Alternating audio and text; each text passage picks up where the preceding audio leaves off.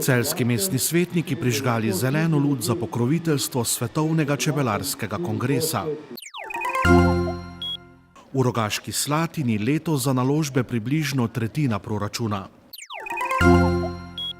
Celjske rokometašice v petek proti državnim prvakinjam iz Zagorja. Spoštovane gledalke, cenjeni gledalci televizije Celje, tudi na naš državni kulturni praznik lepo pozdravljeni v naši informativni oddaji Dogodki dneva. Mestna občina Celje je prevzela pokroviteljstvo nad kandidaturo Čebelarske zveze Slovenije za organizacijo Svetovnega čebelarskega kongresa Apimondija 2021. Tako so na včerajšnji seji odločili celjski mestni svetniki, ki so prepričani, da bi Svetovni kongres bil dobra priložnost za celjski turizem, gostinstvo in gospodarstvo. Svetovni čebelarski kongres Apimondija poteka vsaki 2 leti. Slovenija ga je doslej gostila enkrat, leta 2003 v Ljubljani.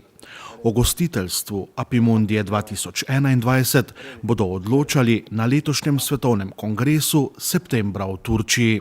Poleg Slovenije se bo na to kandidiralo za pridobitev tega kongresa tudi nekaj ostalih držav. Že sedaj vemo, da tudi predstavniki iz Rusije, Srbije, Italije in po vsej verjetnosti tudi iz Danske. In ravno sedaj je začel teči ta uradni rok, v katerem moramo vložiti našo kandidaturo, podkrepljeno z vsemi podatki, da smo ta kongres sposobni izvesti, da imamo primerne ljudi, primerne kapacitete, tako da je izbor za ta kongres pa bo potekal na 45. Apimondija kongresu, kot že rečeno, v Turčiji, v Istanbulu, konec meseca septembra letošnjega leta. Slovenija kljub svoji majhnosti velja za čebelarsko velesilo, zato so pri Čebelarski zvezi Slovenije prepričani, da imajo s kandidaturo za Apimondijo 2021 velike možnosti. Tukaj se pozna, da smo dobro organizirani, kar je tudi prednost, da smo relativno majhni. Naše pobude so zelo dobro slišane na ministrstvu, predvsem na Ministrstvu za kmetijstvo, in potem zelo hitro dobijo odzven tudi izven Evrope, in zaradi tega načina dela smo prepoznavni v čebelarskem svetu kot država, kjer je čebelarstvo organizirano na zelo visokem nivoju. Poleg tega imamo javno svetovalno službo, ki opravlja ogromno dela v čebelarstvu, tudi veterinarsko službo, in trendi zadnjih 10 letih so vsi v zelo velikem vzponu, kar kažejo na uspehe na raznovrstnih dogodkih, ki jih ima čebelarstvo v zadnjih letih v Sloveniji. Da želi Čebelarska zveza Slovenije svetovni kongres organizirati v Celju, ni naključje. V Celju, na Celjskem sejmišču, Čebelarska zveza že vrsto let organizira dogodek API Slovenija. Tudi letos bo organiziran 11. in 12. marca in želeli smo to sodelovanje nadgraditi, ker imamo pač dobre izkušnje z Celjskim sejmiščem, s tem, da organiziramo tudi Apimondijo, ker tudi imajo vse potrebne kapacitete za organizacijo tako velikega dogodka, ker vemo, da pride približno 1500 obiskovalcev, ki so udeleženi na tem strokovnem delu kongresa, potem pa še vsak dan več tisoč ljudi, ki se udeležujejo in obiščejo ta razstavni del kongresa. In v bistvu Celje ima krasno logistiko, da to vse skupaj lahko krasno izvede. In tudi imamo izkušnje, ko smo obiskali več različnih kongresov, da so kongresi bolje organizirani v manjših mestih kot pa v velikih, zaradi tega, ker takšno manjše mesto bolj diha s takšnim kongresom kot pa veliko mesto. Mestna občina Celje je za pokroviteljstvo svetovnega kongresa v letošnjem proračunu rezervirala 25 000 evrov. Občina Rogaška Slatina s svojimi 11 000 prebivalci sodi med srednje velike lokalne skupnosti v državi. Tamkajšnji občinski svet je proračun za leto 2017 sprejel v mesecu novembru. V njem pa načrtujejo dobrih 9 milijonov evrov prihodkov in prav toliko odhodkov. Tudi v letošnjem letu se bodo lotili nekaterih večjih naložb. V Rogaški Slatini uspevajo ohranjati tradicijo, da tretjino svojih sredstev namenjajo področju investicij, 2/3 pa za tekoče naloge in transfere. Zaradi preglavic s tako imenovano povprečnino pa so se znašli pred posebnim izzivom. Se je pa prvič v zgodovini občine dogodilo, da celotno tako imenovano primerno porabo ali višino sredstev za obvezne naloge občine moramo nameniti za tekoče odhodke in transfere.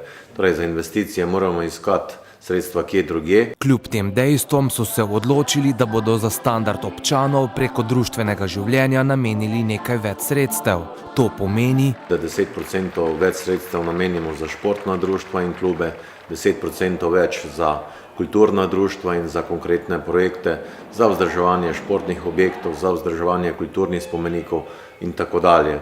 na investicijskem področju bodo sredstva namenili 5 večjim projektom. Največji je ureditev podjetniškega centra Vrelec. Vrednost investicije je dobra 2 milijona, za njega že zbiramo sredstva kar 2 oziroma 3 leta. Drugi večji projekt je, ki ga želimo realizirati, energetska sanacija kulturnega centra in občinske zgradbe. Tretji projekt je posodobitev ceste v ožjem mestnem središču za hoteli, kjer bi dodali površine za pešce in kolesarje v dolžini 400 metrov. V sklopu cestne infrastrukture mogoče omenim 5 večjih cestnih odsekov, ki jih želimo posodobiti oziroma realizirati. V krajevni skupnosti Kostrivnica pa želimo prenoviti poslovilni objekt ob pokopališču.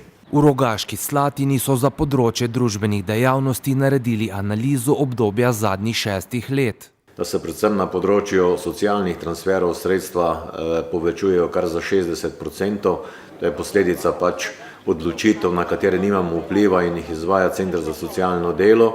Na drugi strani pa seveda to na nek način tudi stanja nekaterih področij v občini, kot je socialno varstvo, namestitev v posebnih zavodih, splošnih zavodih in tako dalje. Slatinčani lahko nekaj novosti pričakujejo tudi na področju zaščite in reševanja. Že vrsto let budno spremljamo delo tudi na področju gasilstva in pred 3 leti smo nekako zaključili ciklus nabave novih gasilskih primarnih vozil, mislih imam predvsem avtocisterne. Zato smo se zdaj odločili, da podpremo pobudo gasilcev za nabavo še tako imenovanih moštvenih vozil, pa tudi za vodstvene garniture, saj cenimo njihovo delo in predvsem prostovoljstvo, ki ga je v zadnjem času vedno manj. Ob tem pa bomo sofinancirali tudi obnovo gasilskega doma v Kostrivnici. Rogaško Slatino zelo zaznamuje turizem, na tem področju pa so v zadnjih letih pogrešili več sodelovanja, kar se sedaj spreminja. Osebno sem vesel, da smo se z 6 turističnimi subjekti uspeli dogovoriti, da bomo v prihodnje leto združili moči in sredstva za predstavitev Rogaške Slatine kot enovite turistične destinacije. Slatinčani se bodo tako predstavljali na 11 sejmih tudi zunaj Evrope.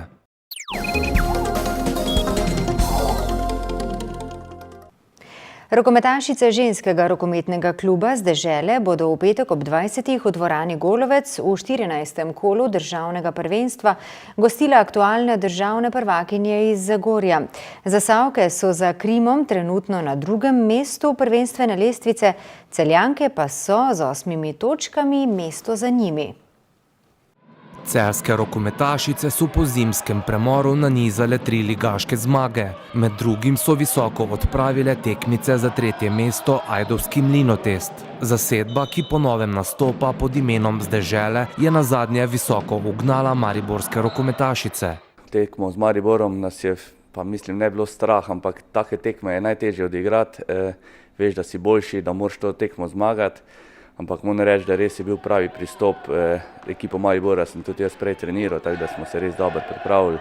In moram reči, da v zadnjih 20 minut so igrale mladinke in tudi lepo odigrale in na koncu zmaga 14 zadetki in razlike. Mislim, da je to super. Kakšna pa so pričakovanja pred petkovo tekmo, ki se bo v Golovcu začela ob 20. uri? Zagorje je res ena boljših ekip zdaj v slovenski ligi.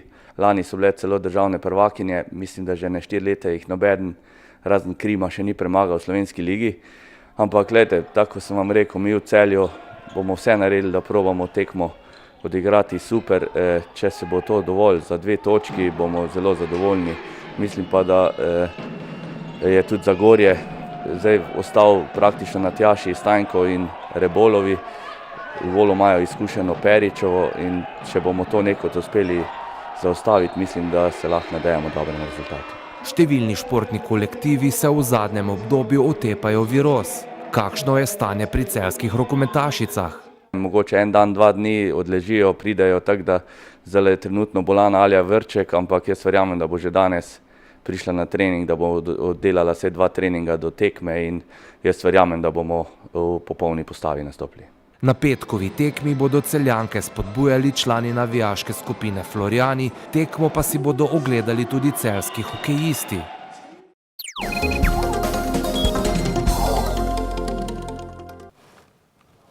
Jutri bo na Primorskem delno jasno z nekaj koprenaste oblačnosti, pihala bo zmerna burja. Drugod po Sloveniji bo oblačno, občasno bo tu in tam lahko naletaval sneg. Še bo pihal vzhodni veter. Najnižje jutranje temperature bodo od -4 do 0, na Primorskem okoli 3, najvišje dnevne od -1 do 3, na Primorskem okoli 8 stopinj Celzija. V petek bo večinoma oblačno, predvsem zjutraj in dopoldne bo ponekod občasno še rahlo snežilo. Na Primorskem bo pihala šibka do zmerna burja. V soboto se bo v notranjosti Slovenije prehodno delno zjasnilo, na zahodu pa bo ostalo oblačno. Burja na Primorskem bo ponehala. Toliko v današnji informativni oddaji. Hvala lepa, ker ste bili v naši družbi. Prijeten preostanek prazničnega dne in bodite z nami tudi jutri. Nasvidenje.